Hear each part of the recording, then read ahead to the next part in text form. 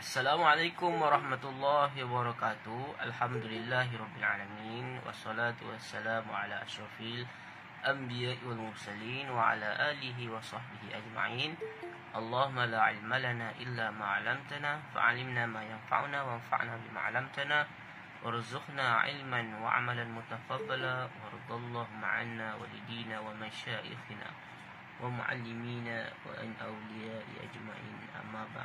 Alhamdulillah, bersyukur kepada Allah SWT dapat kita meneruskan pengajian mantik kita pada malam ini dalam bab ad-darsu as-salis, iaitu at-tanaqud. Okey. At-tanaqud ni tahu kan apa maksudnya? Kita akan tengok macam mana boleh perbincangan tanaqud ini ada di dalam ilmu mantik.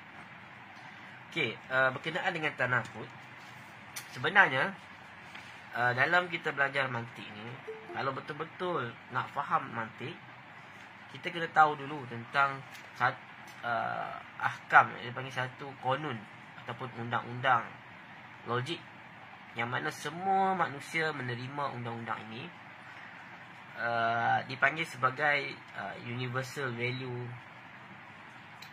ataupun kita ternilai satu pengetahuan yang diperakui oleh semua manusia. Jadi sebab itu kita katakan sebagai mantik itu adalah logik. Sebab ilmu logik ini dia adalah ilmu yang bertujuan untuk nak menyusun ataupun mensistematikkan logik manusia. Ataupun sebab kehidupan manusia ini dipenuhi dengan perkara-perkara yang kita tidak dapat dinafikan akan kebenarannya, seperti kewujudan pencipta alam ini. Walaupun di sana ada golongan yang menafikan adanya Tuhan, pencipta, satu kuasa yang maha agung, yang berbeza daripada manusia ataupun makhluk-makhluk yang lain. Jadi di situ tidak mengenepikan ataupun tidak membatalkan undang-undang alam ataupun kita kata sebagai haqaiq, kebenaran. Jadi saya nak jelaskan malam ni sebab apa munculnya tanaqud ini. Kita kena faham dahulu. Sebab mantik ini dia nak mensistematikkan ataupun nak menjaga qawanin aqliyah tu, qawaid aqliyah ataupun undang-undang akal ataupun undang-undang logik. Yang pertama sekali, sebelum kita belajar mantik, kita kena tahu tentang qanun mahiyah, ataupun di dalam bahasa Inggeris disebut sebagai the law of identity.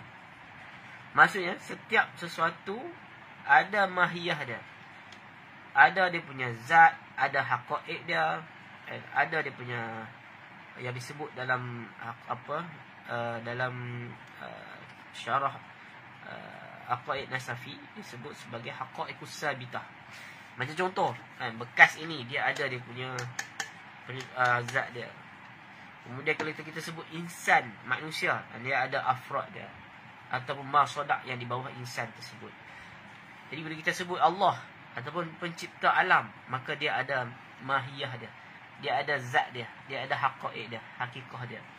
Bukan benda itu khayalan dan sebagainya. Sebab itu ulama mantik mereka membahagikan benda wujud itu kepada wujud zihni, kemudian wujud khariji. Wujud zihni ni dia hanya ada pada akal sahaja, ada dalam zihin saja, tidak ada di dalam alam nyata. Kemudian wujud khariji, iaitu wujud yang ada pada alam nyata.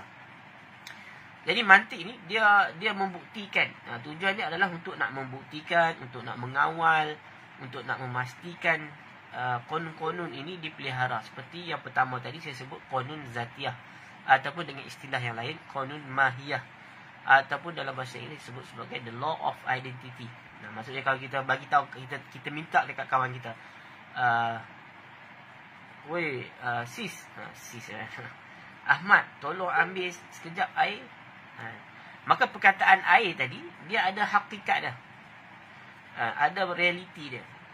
Bukan kita cakap benda khayalan.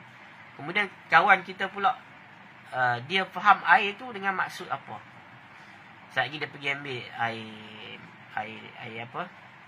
air mata dia ke, air hidung dia, peluh air tak, dia pun juga faham dengan makna air yang tujuannya untuk kita minum. Jadi itu adalah haqaiq ats-tsabitah ataupun mahiyah sesuatu. Jadi dalam kita belajar tentang alfaz, dilalah, kita belajar tentang qadhiyah, itulah tujuan dia adalah untuk nak memastikan, nak mengimplementasikan, untuk mentahqiqkan perkataan-perkataan yang kita guna itu ada kebenarannya, ada hakikatnya, ada sesuatu yang realiti, yang wujud, yang bukan berdasarkan kepada khayalan, igauan ataupun makna-makna yang tidak jelas. Kemudian qanun yang kedua adalah qanun iliyah. Apa itu qanun iliyah? Dalam bahasa Inggeris disebut the law of cause, causal, cause and effect. Iaitu qanun di antara setiap sebab ada musabab, setiap punca, setiap kesan ada yang memberi kesan. Seperti kata-kata orang Arab kata kullu ba'rat tadullu ala ba'id. Setiap tapak kaki unta itu menunjukkan ada unta. Jadi qanun iliyah ini, the law of causality ini, diterima oleh semua manusia. Tidak ada manusia yang mengatakan sebiji rumah di tengah padang pasir, dia berlaku dengan sendiri dia. Maksudnya bata-bata tu tersusun sendiri. Tapi bila kita tengok rumah di tengah padang pasir, maka kita dapati rumah tersebut dia tidak terjadi dengan sendiri. Siapa yang mengatakan rumah tersebut jadi sendiri, maksudnya batu-batu tu bersusun sendiri, membentuk satu rumah, ada pintu, ada tingkap, bentuk bumbung, maka benda ini tidak dapat diterima oleh akal. Orang yang kata itu adalah orang yang gila. Jadi mesti dalam akal, logiknya mengatakan setiap sebab ada penyebab. Setiap kesan ada yang memberi kesan. Tak kisahlah suatu benda itu manusia yang buat ataupun Allah SWT. Okey, kalau dari sudut akidah, kita ini hanya memenuhi sebab. Yang memberi kesan itu adalah Allah SWT. Itu taksir, itu perbincangan akidah lah. Tapi dalam perbincangan mantik, kita hanya menggariskan bahawasanya setiap sebab ada penyebab. Sebab itu bila kita bincang itu, bila ada matahari maka siang wujud. Maka itu adalah tujuannya adalah untuk nak merealisasikan undang-undang tentang logik, benda yang diterima oleh semua manusia. Iaitu qanun yang kedua adalah qanun iliyah. Kamu boleh tulis, nanti saya tulis dalam grup WhatsApp. Kemudian qanun yang ketiga adalah qanun adamut tanaqud. Okey, adamut tanaqud ni, dia tidak ada sesuatu perkara yang bercanggah. Maksudnya, contoh saya berada di sini, pada masa sama saya berada di London. Itu tanaqud. Okey, jadi yang kita akan belajar malam ini, tanaqud ini adalah merealisasikan, implementasi daripada ataupun implikasi daripada qanun yang ketiga tadi, iaitu adamut tanaqud, ataupun dengan nama yang lain, ataupun the law of non-contradiction. Tidak ada dua percanggahan. Contoh, seorang itu hidup dan mati dalam keadaan yang sama. Kemudian sesuatu objek itu dia diam dan bergerak pada masa yang sama. Dia mesti salah satu sahaja benar. Jadi tanaqud ini kalau kita tengok nanti, daripada dua qadhiyah tersebut, kita nak memastikan satu sahaja kebenarannya. Itu fungsi tanaqud. Sebab tu kalau saya tengok orang yang belajar mantik tapi dia tak memahami tentang universal law ni ataupun logic law ini, undang-undang logik ini, dia akan menghadapi masalah sebab dia tak tahu apa tujuan dilalah, apa tujuan alfaz, apa tujuan tanaqud, apa tujuan akas dan apa tujuan kias. Dia akan lost dekat situ. Jadi antara qanun yang dinamakan sebagai qanun adamut tanaqud ni, iaitu qanun salis marfu'. Yang ketiga itu terangkat, nanti kamu akan jumpa lah perbahasan ini. Saya tidak ada yang ketiga, ataupun yang ketiga itu adalah yang terangkat. Mustahil berlaku.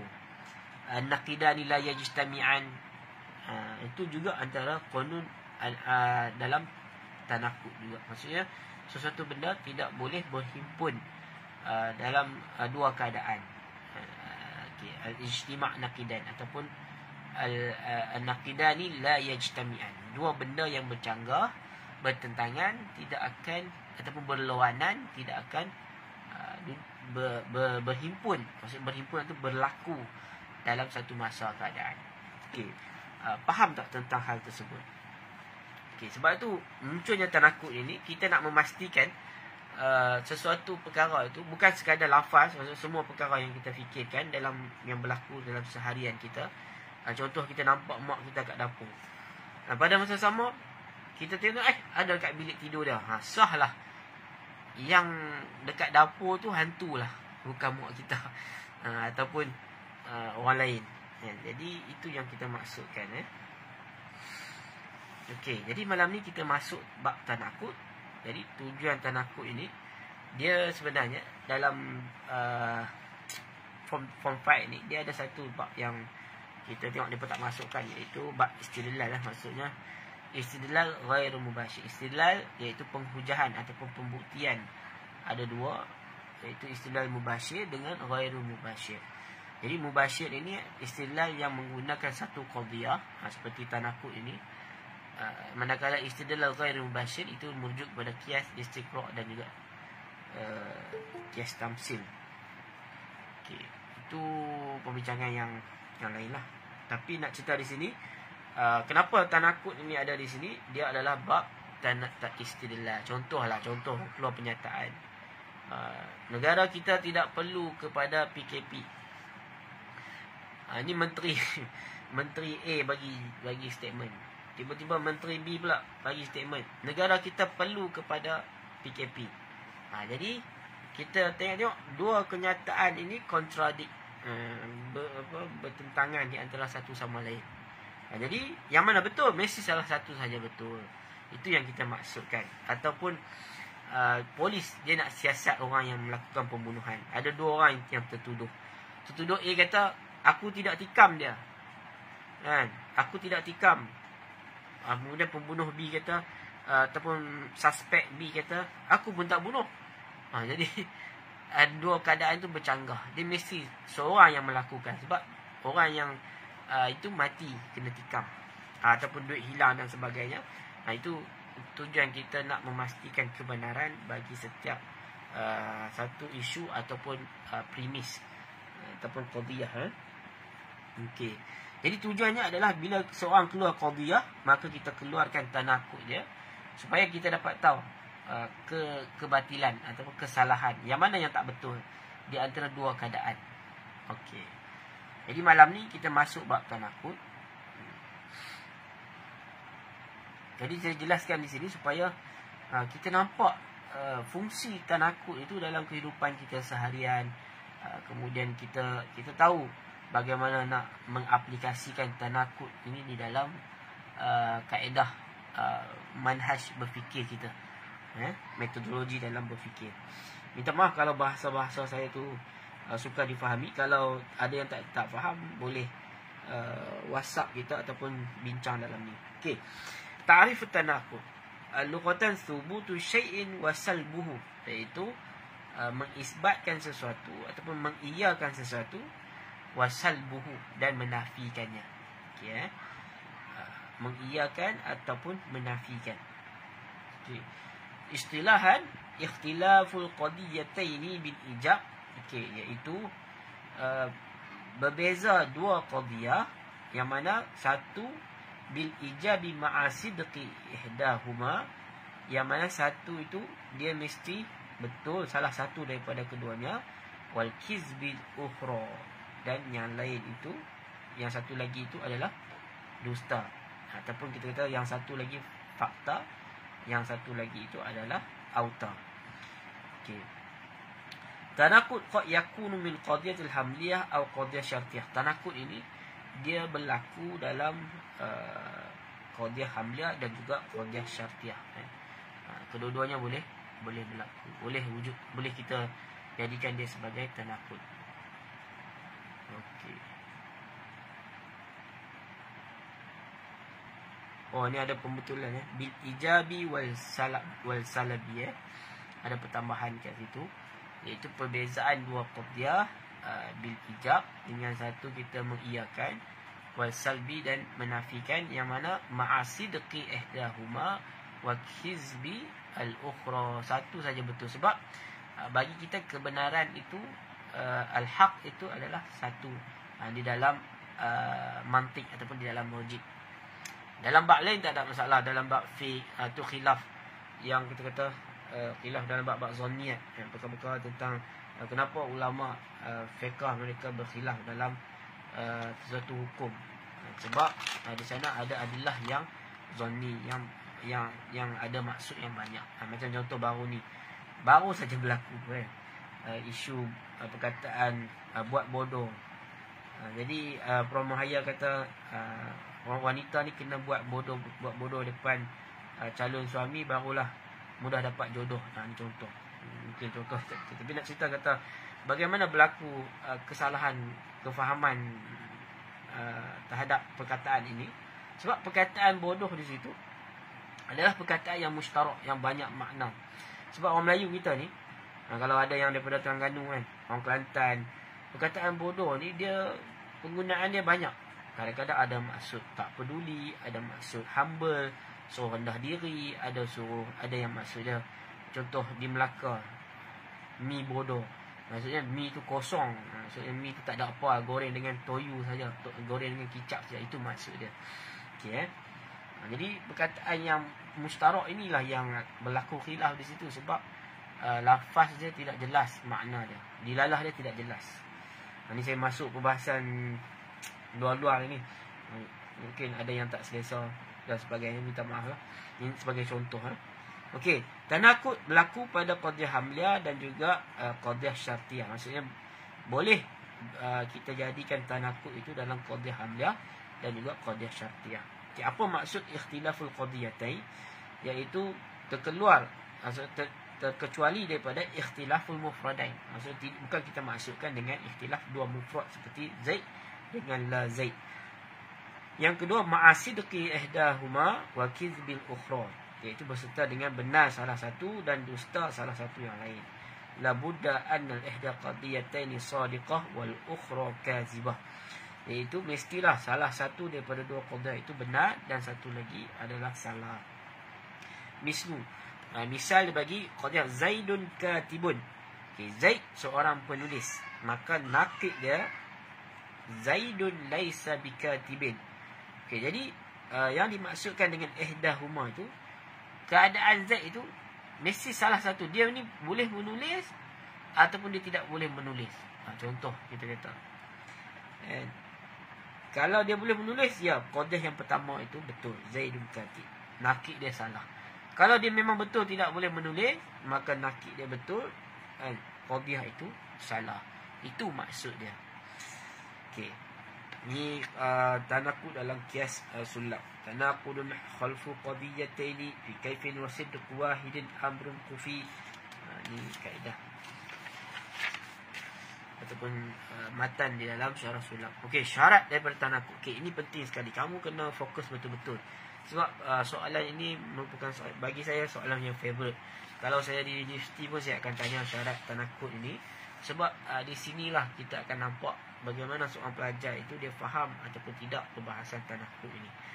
Okey, yushtaratu litahqiq tanaqud, muka surat 20.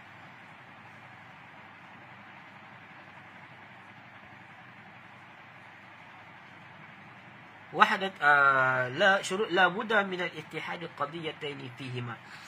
Okey, dia mesti bersatu dua qadiyah itu padanya. Maksudnya kedua-dua qadiyah dan juga tanaqud dia itu ataupun nakid qadiyah mesti ada persamaan daripada 8 syarat ni. Sebagai ulama mereka ringkaskan hanya kepada 3. Ini dia lebih detail lah maksudnya. Okey, kita tengok. Wahiyal lati tusamma 'inda manatiqah biwahdati tanaqud. Okey, di sisi ulama mantik mereka namakan sebagai wahdatut tanaqud. Okey, dia mesti ada kesatuan. Pertama, wahdatul maudhu', sama segi maudhu' dia. Memanglah dah kita nak buat satu pernyataan qadhiyah yang kita nak buat lawan dia, mestilah kita kena buat apple dengan apple. Maksud dia macam tu. Apple dengan apple. Bukan apple dengan limau. Ataupun apple dengan orange. Orange dengan orange. Apple dengan apple. Wahdatul mawdu' kan. Masam. Contoh masam dengan masam juga mahmul dia. Mesti mahmul yang sama. Kemudian wahdatul mawdu' ni subjek dia tu mesti sama. Di sini dia bagi contoh Zaidun qa'imun, naqiduha Zaidun laisa biqa'imin. Iaitu kamu tengok perkataan Zaid itu dia mesti mawdu' yang sama. Subjek itu mesti sama. Hadza tanaqud sahih li ittihadil mawdu'. Tanaqud ini benar kerana ada kesatuan daripada sudut mawdu'. Itu mawdu' dia tu satu. Mawdu' yang sama. Yang kedua Zaid qa'im, maka naqiduha Umar laisa biqa'im. Ini adalah tanaqud yang salah sebab mawdu' dia tu berlainan. Macam sebut tadi at-tufahah apa bagi lazizah. Buah apple itu sedap. Di sini kita kalau lawan dia mestilah at-tufahah laisa lazizah ataupun ghairul lazizah. Jadi kalau lawan dia, kalau kita buat tufah mestilah letak apple, maka kalau kita letak anggur, al-inab dan sebagainya, maka itu adalah salah. Okey, faham wahdatul mawdu'. Subjek dia mesti sama. Okey, kemudian wahdatul mahmul, predikat dia mesti sama. Zaidun alim, maka nakid dia juga mestilah Zaid laisa bi'alim, iaitu perkataan alim tu kita fokus dekat alim tu, bukan laisa alim. Sebab kita nak buat tanaqud dia mesti letak laisa. Okey, alim jadi maksud dia Zaid bukan seorang yang alim. Wa hadza tanaqud sahih li ittihadil mahmul wa Zaidun alim naqidu Zaid laisa bifasiqin. Jadi fasik itu adalah sifat yang berlainan daripada alim ataupun ghairul alim. Jadi ini adalah tanaqud yang salah. Sebab tidak ada kesatuan daripada sudut mahmul dia. Wahdatul zaman, mesti zaman yang sama. Contoh kita tengok, saya lihat mak saya di dapur petang tadi. Tadi maksud kita juga kalau kita nak buat tanaqud dia, saya lihat mak saya tidak berada di dapur pagi tadi. Mesti pagi itu adalah pagi yang waktu yang sama. Contoh kita bagi di sini Zakaria shaimun al-yawm. Zakaria seorang yang berpuasa hari ini. Maka lawan dia Zakaria laisa bisaimin al-yawm. Zakaria bukan seorang yang berpuasa. Maka yang kita apply tadi tarikh tanaqud dia mesti daripada penyataan qadhiyah ini mesti salah satu sahaja benar. Zakaria ni puasa ke tak puasa? Itu maksudnya. Okey. Wa hadza tanaqud sahih li ittihadi zaman. Kemudian yang kedua Zakaria shaim al-yaum, naqiduha lawannya adalah Zakaria laisa bisaimin amsin, kemarin. Ini tanaqud yang salah sebab berlainan daripada sudut zaman. Wahdatul makan, tempat mesti sama. Yusuf jalis fil masjid, naqiduha Yusuf laisa bijalis fil masjid. Sebab kalau kita buat nakid dia panggil tadad. Contoh kita kata Yusuf jalis fil masjid, tapi kita kata Yusuf jalis fil madrasah, itu tidak dipanggil sebagai tanaqud. Sebab tanaqud ni dia mesti tempat yang sama. Maksudnya tak A mesti B, dia tidak boleh jadi C, D dan F. Maksudnya di sini hanya ada dua nilai. Dipanggil sebagai mantik dua nilai. Kalau kamu belajar matematik nanti yang lebih tinggi, dia panggil mantik dua nilai. Maksudnya satu nilai sahaja benar. Okey. Minta maaf, bukan mantik warna lain, mantik hitam putih atau mantik binari. Mantik hitam putih. Mantik hitam putih ni dia bukan terpakai kepada semua benda. Macam contoh, cikgu kata besok tak perlu pakai pakaian warna putih. Okey. Jadi orang yang dia ada mantik hitam putih ni, dia akan fikir, oh bila tak boleh pakai putih kan mesti pakai hitam. Jadi dia fikir macam tu. Sedangkan bila cikgu cakap tak perlu pakai pakaian putih, maksudnya pakailah pakaian warna-warna yang pakai. Okey, jadi kebenaran di situ boleh banyak, tapi di sini hanya satu sahaja kebenaran dia. Okey. Wahdatul makan. Okey, wah, kamu faham dah ni Yang dia bagi contoh fisuk. Maka satu keadaan di masjid, satu keadaan bukan di masjid. Walaupun kita boleh perincikan, bila tidak duduk di surau, mungkin duduk di masjid. Jadi bukan begitu. Okay, dalam bab tanakub. Kemudian wahdatul idhafah, mesti sama di sudut idhafah. Khalid abun li Ibrahim. Khalid ini adalah ayah bagi Ibrahim, maka nakid dia Khalid bukan ayah bagi Ibrahim. Ini tanakub yang betul. Ba Khalid abun li Ibrahim, nakid Khalid laisa aban li Muhammadin. Okay, ini tanakub yang salah sebab idhafah dia berlainan. Dia mesti idhafah yang sama, ayah pada Ibrahim, ini ayah kepada Muhammad. Dua individu yang berlainan. Wahdatul syarat, mesti syarat yang sama. Ini dalam dalam qadiyah apa panggil syartiyah. Muhammad najihun in ijtahid. In ijtahada, sekiranya dia berusaha. Muhammad seorang yang berjaya sekiranya dia berusaha. Maka lawannya Muhammad laisa binajihin in ijtahada. Muhammad bukan seorang jaya sekiranya dia seorang yang berusaha. Ini tanakub yang betul sebab ittihad syarat. Syarat jumlah syartiyah tu in ijtahada.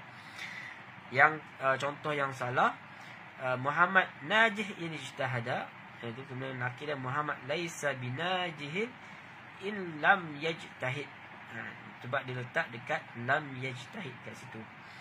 Sebab dia dah letak laisa binajihin, maka sekiranya in lam yajtahid, jadi syarat dia tak sama. Sebab syarat yang pertama tadi dia mesti berusaha. Wahdatu quwwati wal fi'li, itu maksudnya al-quwah alamut tahaqquk, maksud benda tu belum berlaku lagi, tetapi dari sudut kemampuan dia akan terjadi benda tersebut. Seperti biji benih, ataupun apa panggil, biji benih dia akan jadi pokok. Jadi kalau kita sebut ini biji benih ni akan jadi pokok, maka biji benih itu adalah bil quwah, manakala al-fi'lu itu adalah pokok. Kadang-kadang di dalam balaghah kita juga guna sebagai istilah i'tibaru makana dengan i'tibaru ma sayakun. Maksudnya sebelum dan juga selepas kejadian. Jadi bil quwah ini contoh kita kata kita ini insya-Allah pada pelajar kita macam kamu nanti adalah mahasiswa bil quwah. Maksudnya kamu akan jadi seorang mahasiswa, tapi belum jadi lagi, tetapi dari sudut kemampuan kamu boleh untuk nak menjadi seorang mahasiswa ataupun pelajar universiti. Jadi kalau saya sebut panggil apa, kamu wahai pelajar-pelajar universiti, tetapi saya merujuk kepada pelajar-pelajar yang baru ambil SPM, jadi itu adalah bil quwah, maksudnya belum tahakkuk, tetapi ada kemampuan untuk menjadikan benda tersebut. Okey, jadi dia bagi contoh dekat sini, iaitu berkenaan dengan Zaidun alimun bil quwah. Zaid seorang yang alim ataupun seorang yang mengetahui bil quwah. Naqiduha, maka lawannya Zaid laisa bi'alim bil quwah. Zaid bukanlah seorang yang alim secara apa? Kalau bahasa Inggeris disebut sebagai Allahumma shalli ala sayyidina Muhammad, ability, kebolehan, kemampuan dia untuk menjadi seorang yang alim. Hadza tanaqud sahih li ittihadil quwwah, kerana sama daripada sudut quwwah dia. Okey.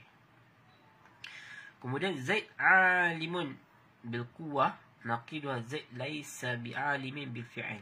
Okey, nampak dekat situ contoh yang salah, dia menggunakan contoh yang berlainan, iaitu daripada sudut satu bil quwwah, maka nakid dia bil fi'il, maka ini adalah tanakub yang salah sebab tidak selari dia punya wahdatul fi'il dan juga quwwah dia. Kalau fi'il dua-dua, kalau quwwah dua-dua. Okey, faham apa itu quwwah, apa itu bil fi'il.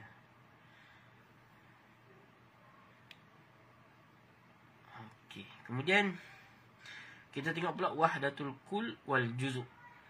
Daripada sudut kull dan juga juzuk, semua, kull itu semua, juzuk itu adalah sebahagian.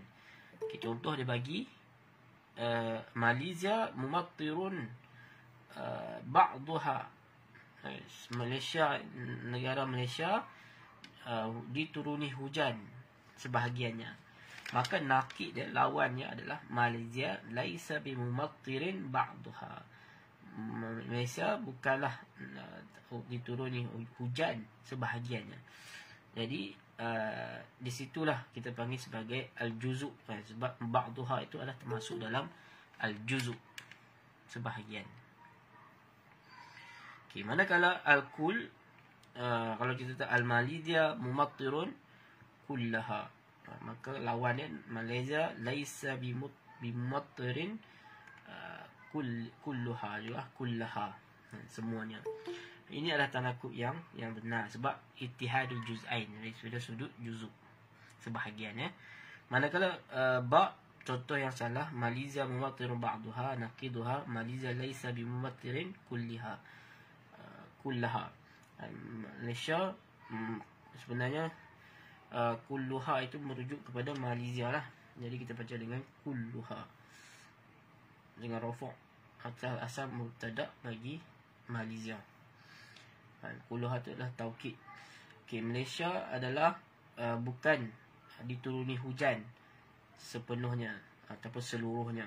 Jadi ini adalah contoh yang salah yang kita takut, sebab tidak ada keselarian daripada sudut juzuk. Okey.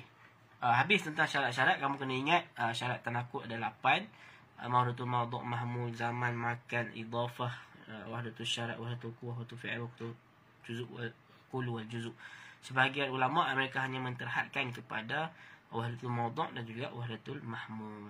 Yang lain tu semuanya kembali balik kepada mawdu' dan mahmul, sebab zaman itu merujuk kepada mahmul, makan itu juga merujuk kepada mahmul, wahdatul idhafah juga merujuk kepada mahmul, wahdatul syarat juga merujuk kepada mahmul, wahdatul quwwah wal fi'il juga merujuk kepada mahmul.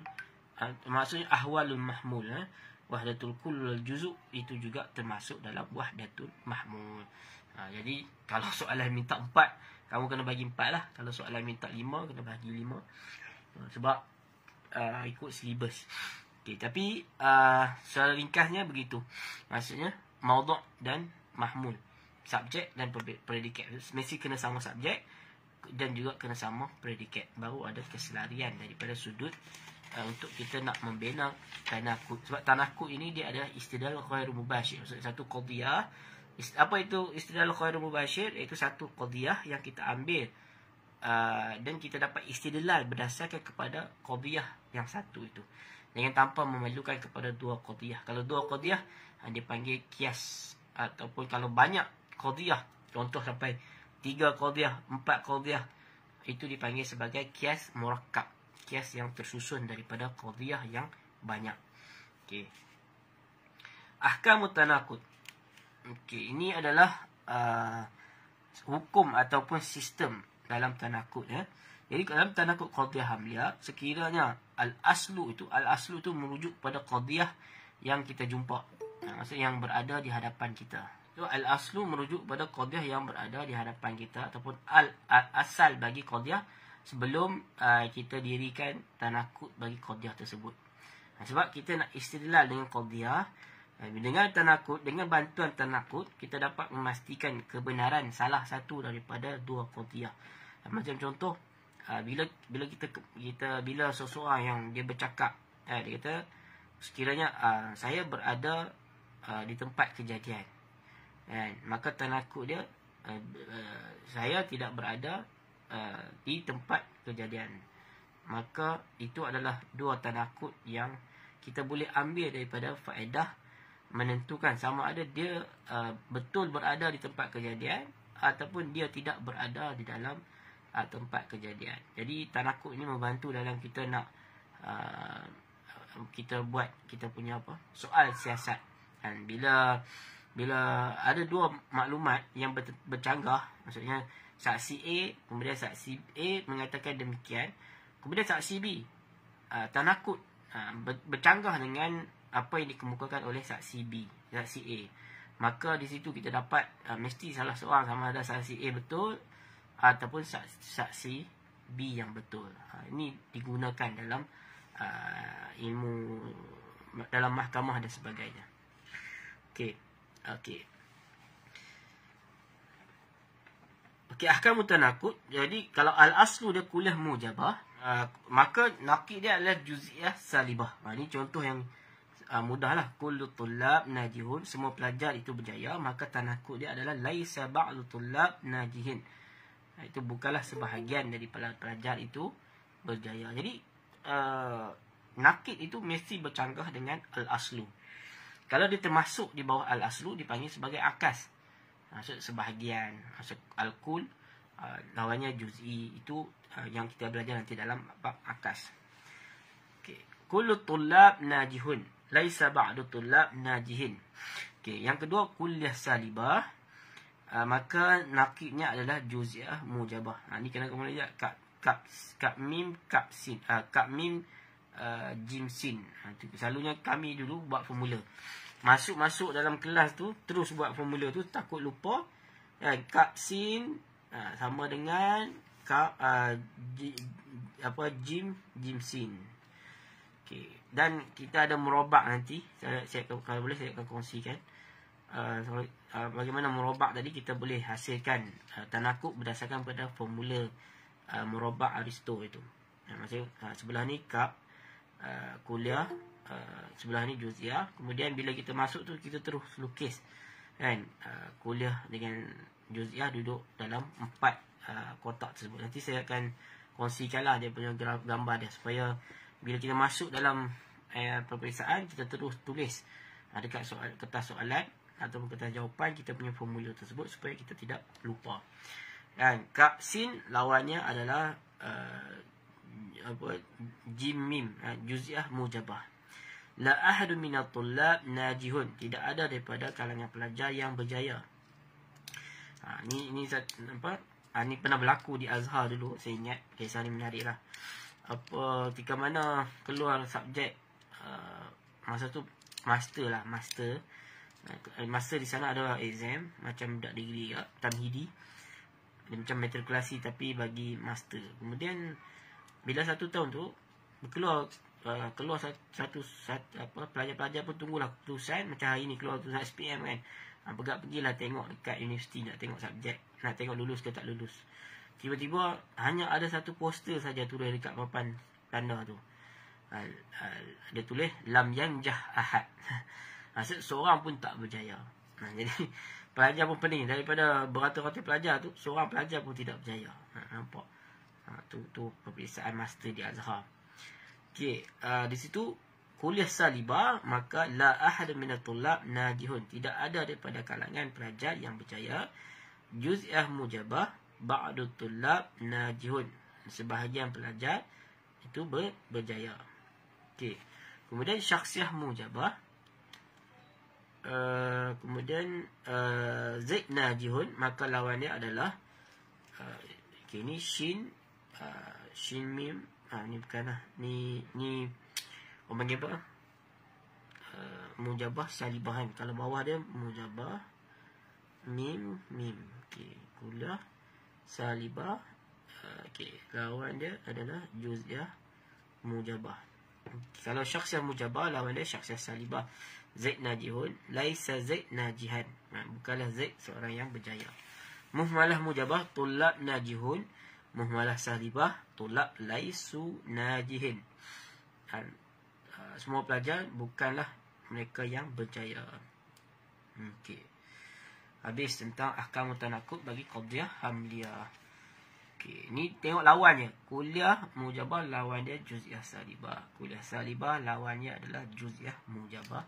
Syakhsiyah mujabah lawannya syakhsiyah salibah. Kalau tak ingat, kalau positif lawan negatif. Kalau kuli lawannya juz'i.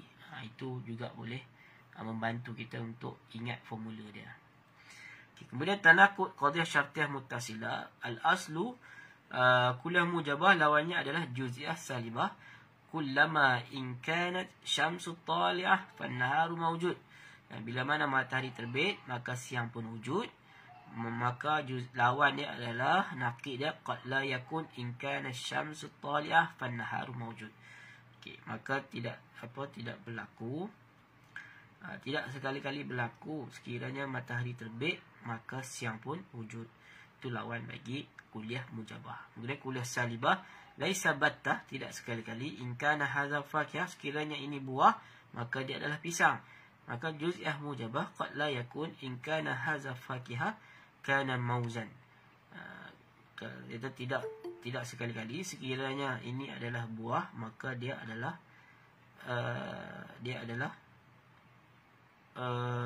pisang. Qad la yakun. Okey. Al-makhsusah mujabah in jaa Muhammad, sekiranya datang Muhammad al-yaum akramahu. Sekiranya Muhammad datang maka dia akan dimuliakan, ataupun aku akan mulia dia, akramuhu. In jaa Muhammad yaum la akramahu, sekiranya dia datang ini aku tidak akan memuliakan.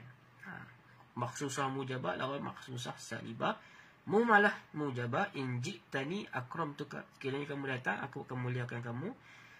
Kuliah salibah laisa battah in ji'tani akramtuka, tidak sekali sekiranya kamu datang maka aku akan memuliakan kamu. Kemudian muhmalah salibah lawan dia adalah kuliah mujabah. Laisa in kana hadza amilan kana aminan, kullama kana hadza amilan kana aminan. Okey. Itu bagi qadhiyah syartiyah muttasilah. Okey, selesai. Bukan kaifiyat tanaqud. Ni apa panggil? Latihan. Okey, nanti kita tengok latihan ni, kita sambung.